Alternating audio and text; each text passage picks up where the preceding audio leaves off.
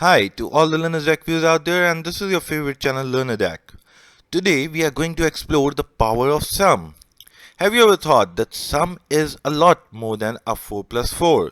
Or maybe it is far better than a 2 plus 6. So today we are going to explore what different features a simple sum formula can have.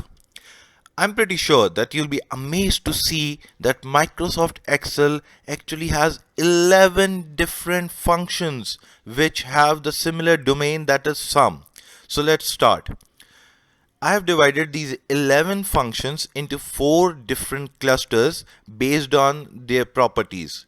So the cluster A has sum, SUMIF and SUMIFS. Cluster B has the product of sum and the square of sum. Cluster C has the product and the square of these sums. Then we have the subtraction, and similarly the third formula is related to the 2x's and the multiplication. Cluster D has D sum, IM sum and series sum. So these are the 4 clusters. We'll explain all these clusters in our upcoming videos. Today we are going to discuss cluster A, that is sum, SUMIF and SUMIFS. Let's go to the demonstration sheet. This is a demo table. Let me explain the table to you. We have different columns here. I have listed down all possible categories or all possible columns that can be prompted in any of the spreadsheet you are preparing. So for example, you have a spreadsheet which says that you need to write the name of the employee, the domain of the employee, whichever the sale person is selling actually. Column C has the sales unit. Column D has the total number of sales. And in the upcoming column, that is column E, we have listed down the date of that particular sale. And in the last column, that is column F, you can see that we have profit margins for all these domains. Here you can have the differentiation between all these functions, and we have different criterias here. So we'll see how SUMIF and SUMIFS works in between all these conditions. So let's start. We'll start with the simple function, that is sum. So let's go to our very first condition, that is sum of all sales. So when you are talking about sum of all sales, what we normally do is we add all these numbers manually. So instead of manually adding all these numbers, you can actually add wonders to your spreadsheets by saving time and doing it more efficiently and accurately. So what you need to do is, every formula in Excel starts with an is equals to sign. Just focus here and you will see I'll write an is equals to sign. Here it is.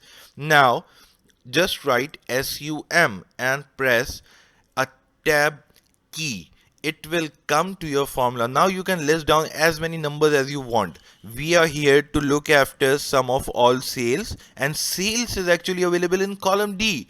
So what we are going to do is we'll select all the available cells within column D, close the bracket, and I'll just hit enter. Wonderful, it has saved a lot of time for me. See, the total sum is now available in this cell. Great. Now let's move on to our second condition, which says I need to know the sum of all sales unit. Here in the table, sales unit are actually listed in column C. So what we can do is we'll follow the same procedure. We'll write an is equals to sign. We'll put sum and we'll use all the cells within column C. Hit enter, and here is your sum for all the sales unit that are available. Wonderful. Let's move to our third condition. The third condition is actually the combo of the first and second, that is sum of all sale and sales unit. Here, as we have already calculated both these values, so you have got two options. Either you can use the sum formula and just add these two cells. It will give you the same value 51370, or what you can do is write a sum formula and select both these columns. the value will be same, that is 51370. Wonderful. So these are the three basic conditions that you can perform by using the formula sum. Now let's move to our next condition. It says I need to know the sum of all toys units sold.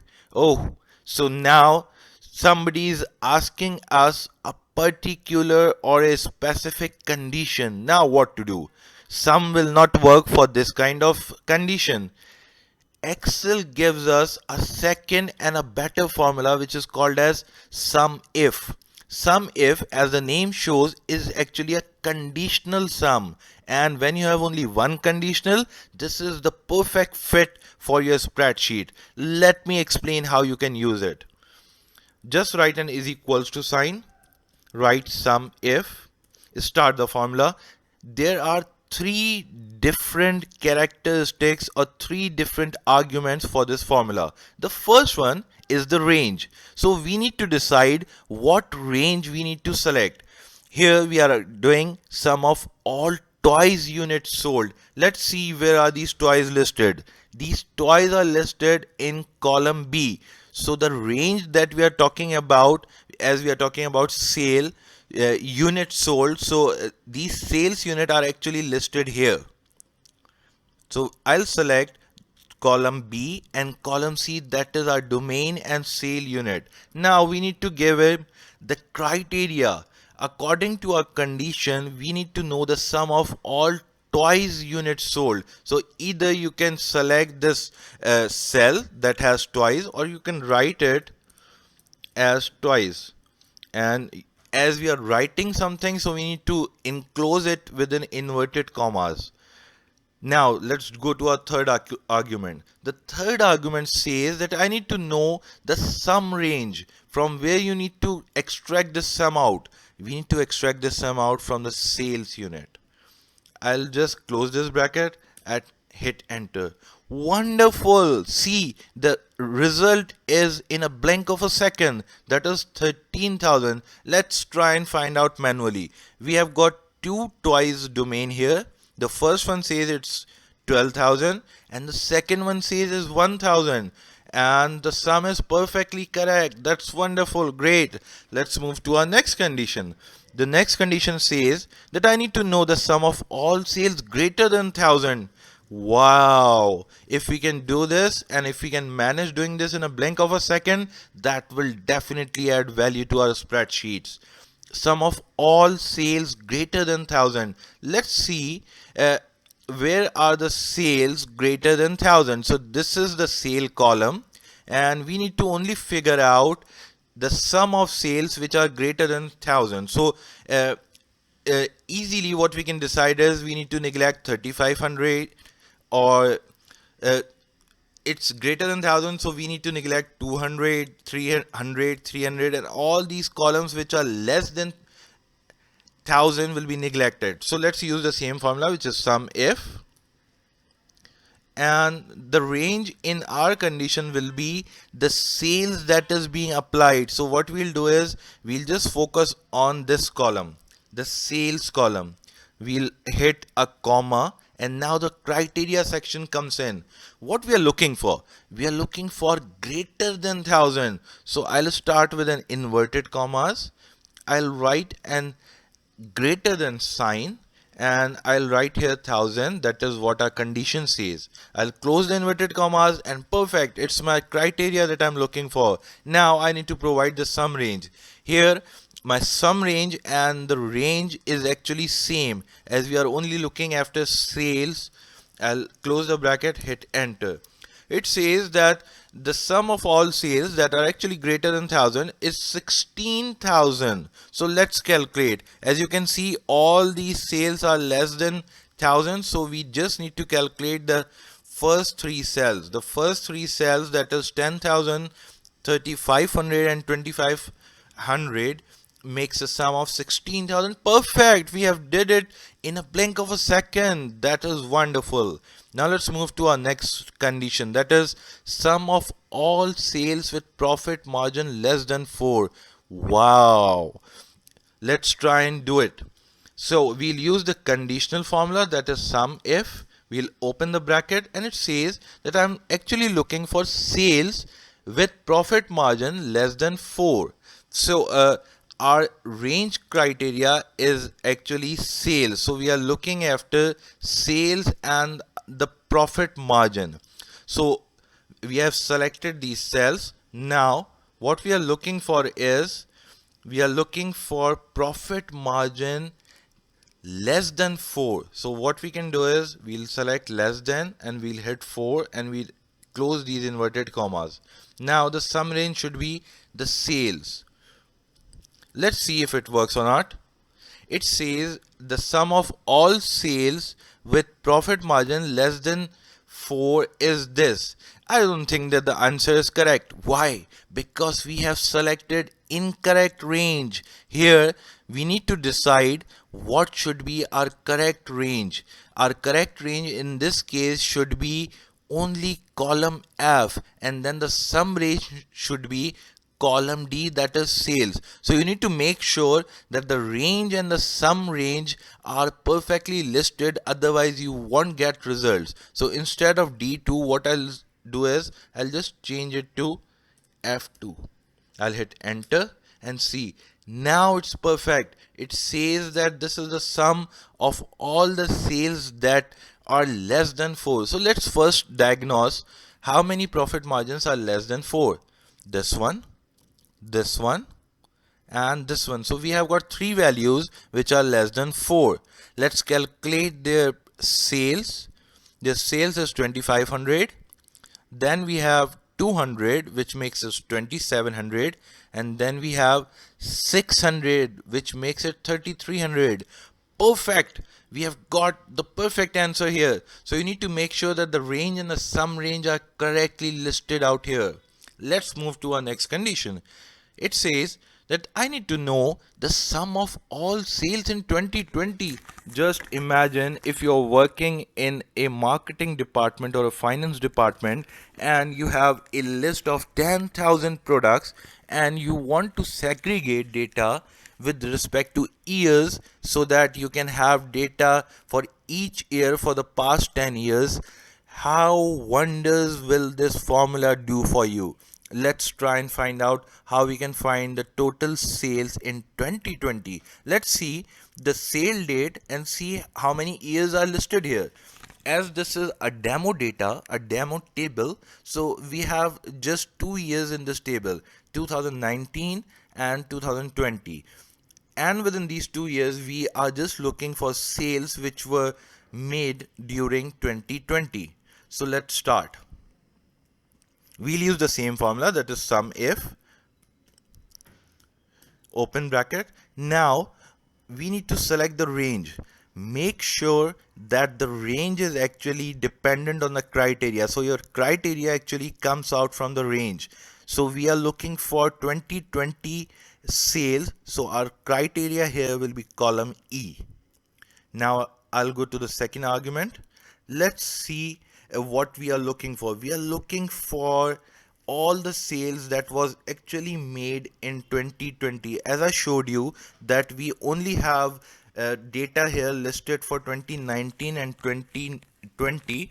So what we are looking for is, we are looking for data which was sold within 2020. So what I'll do is, I'll put an greater than and is equals to sign, which means that the sales should be within 2020. So it will come out with all the sales that were made in 2020, comma. I'll go to the third argument, and what we are looking for, we are looking for sales, that is column D. Close the bracket, hit enter. Perfect. It is correct actually. Let's figure it out. It says we are looking for sales in 2020. So we just have 2 cells for 2019 and all others are for 2020. So let's try and sum these manually so we can confirm if we have done it perfectly. This says that 10,000 plus 2,500 and plus 200 and plus 100 actually makes it a sum of 16,300. Perfect. And we'll just add these 1600 to 16,300, which makes it a sum of 17,900. Perfect. See, instead of doing manually and instead of making errors, instead of worrying about the number of sales that was done per year, we can use this formula, and this formula will do this trick for you in seconds. Now, let's go to our last two features or the criteria that we have listed here. The second last says we need to know the sum of all surgical appliances that was sold in 2020. You must be wondering that you have come across a lot of times through this conditions, and you were supposed to find out a particular category for a specific year. So since then, we have two conditions listed here. Since we have two conditions here, the surgical appliances that are available in column B, that is our domain for this table, and the second condition we have here is 2020.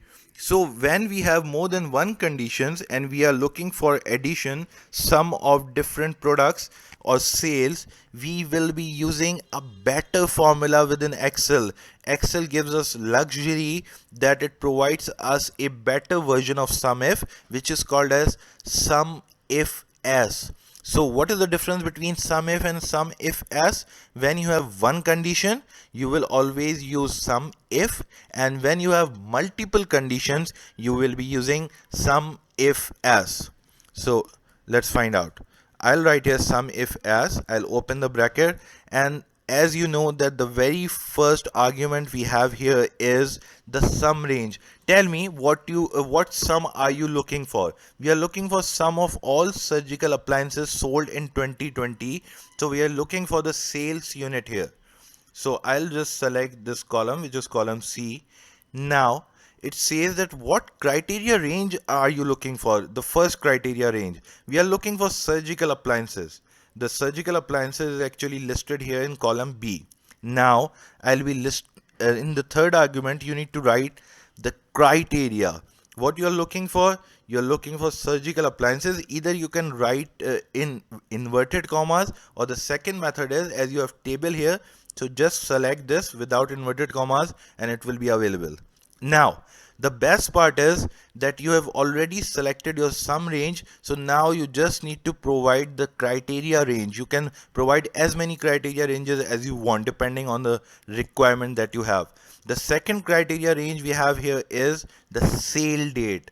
And what criteria we are looking for? We are looking for a similar criteria which we did before, that is in 2020. So what I'll do is 1/1/2020, and I'll just hit enter. Perfect. So the sum of all surgical appliances that were sold in 2020 is 4,500. It's simply magical. Let's manually verify it as well. So surgical appliances are listed twice in this table, here and here, and once it was sold in 2019 and the second part was sold in 2020. So the total number of units that was sold are actually 4,500. Wonderful. Now let's move to our very last condition, sum of all stationery with profit margin less than or equal to 4. As we have two conditions here, so we'll do it with SUMIFS.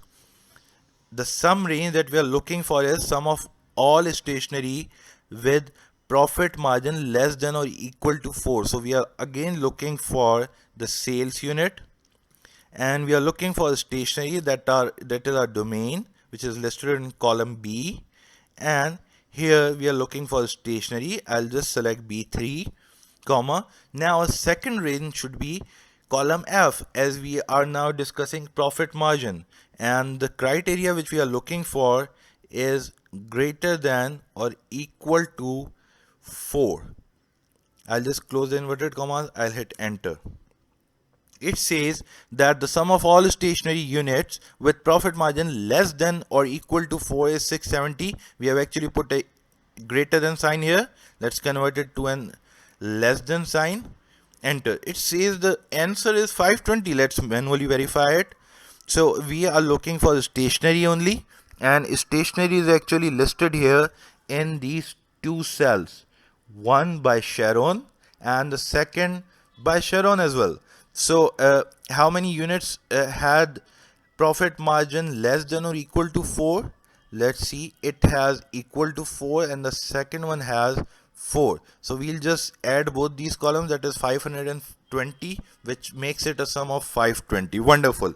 See, by using these simple formulas, that is SUMIF and SUMIFS, we have eased our life.